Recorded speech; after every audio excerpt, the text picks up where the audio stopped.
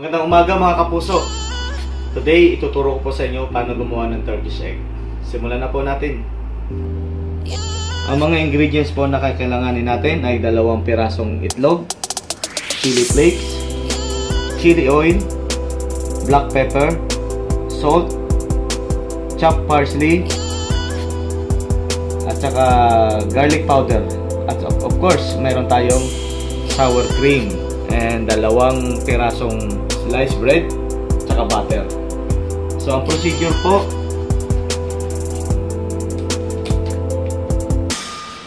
paghahaluin po natin ang sour cream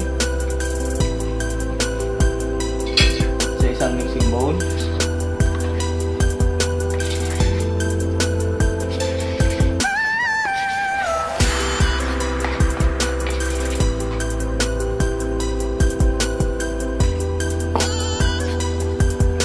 Ilagay natin ang black pepper,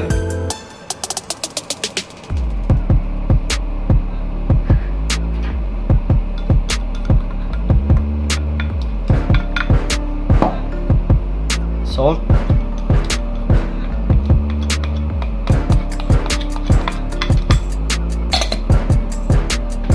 garlic powder,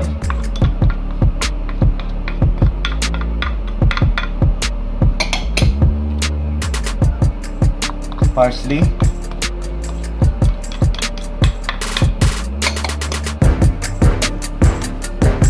konting chili flakes, at haluin po.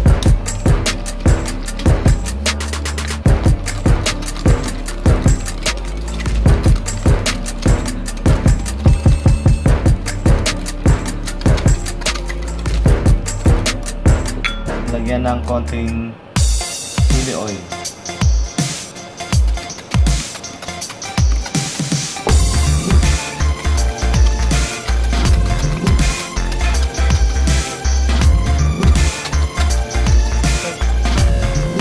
So, ituloy lang po natin.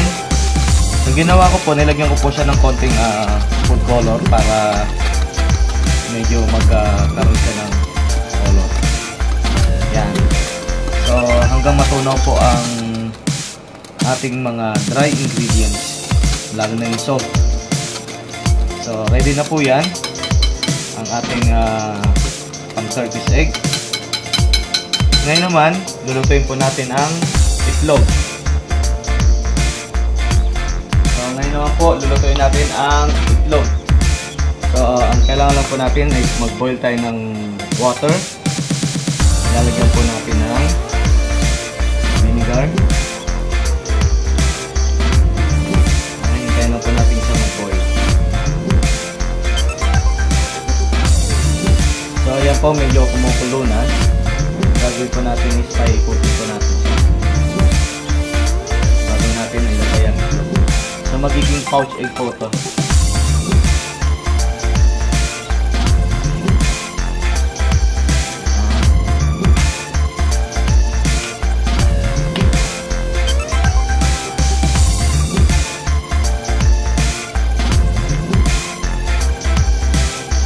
Natin siyang maluto.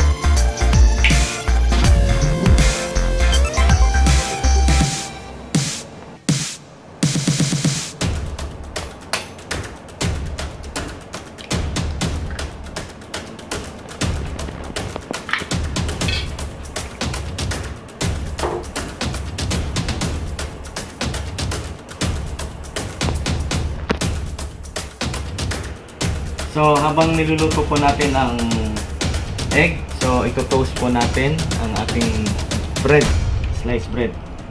Bigyan natin ng butter. Okay.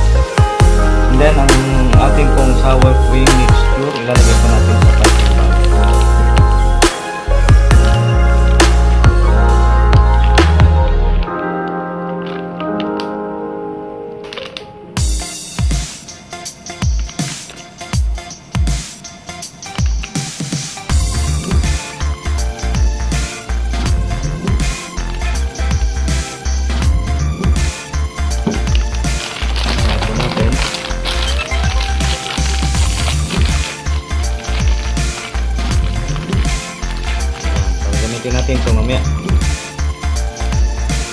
So sa pang-garnish naman po natin, so gagamitan po natin siya ng Shanghai wrapper.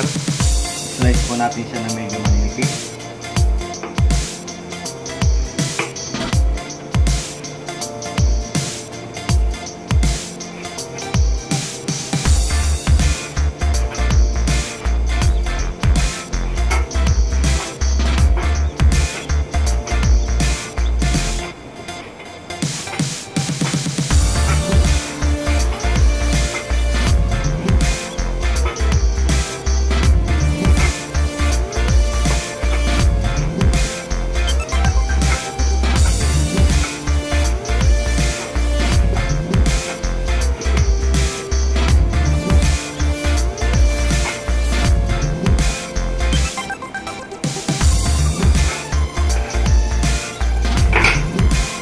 Pa-fry po natin siya dito. Hintayin po natin ikumulo yung mantika. So ngayon, i-deep fry na po natin ang ating spring roll sheet. Ito po yung magiging topping natin.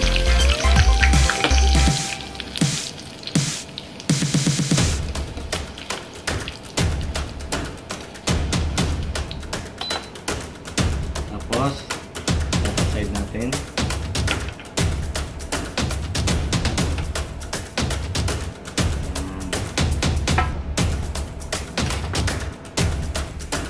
So ngayon, i-set up na po natin, i-platings na po natin ang ating turkey egg. Tapos, ilalagay po natin ito sa gitna.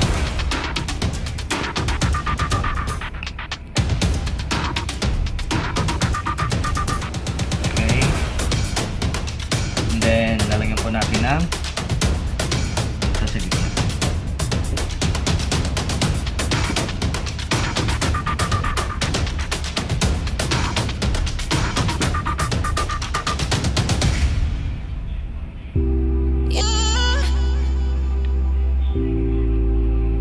Tapos, lalagay po natin yung egg.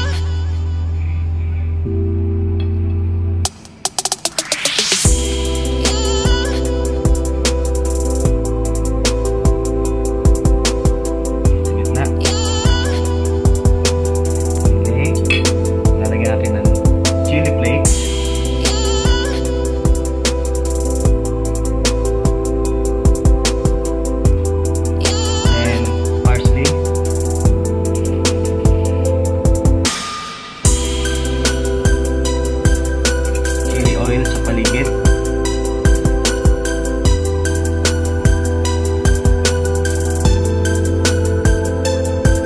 At ang ating toppings.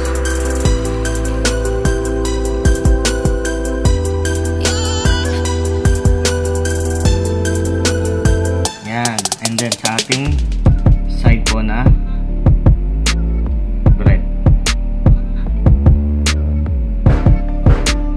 Ready na po ang ating Turkish egg with sliced bread. So ito na po yung ating Turkish egg. Nakikita po natin very colorful po siya. So tingnan po natin.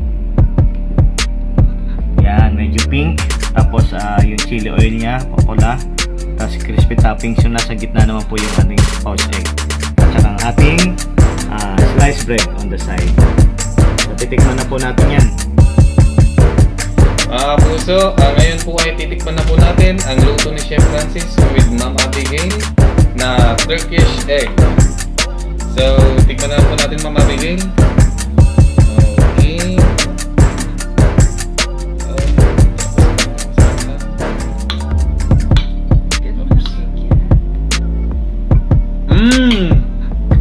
Ang sarap.